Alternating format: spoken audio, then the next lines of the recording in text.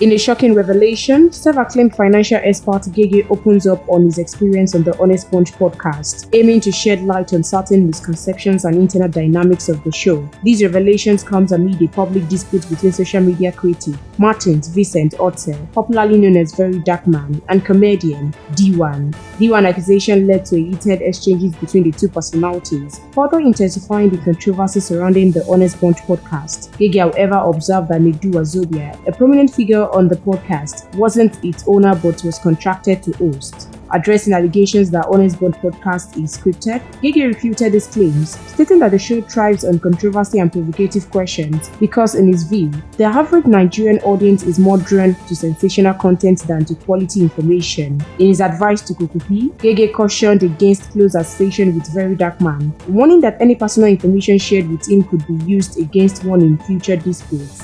He said, "When I go Honest Bunch, na there I observe say no be Nedu get the podcast, no be get am.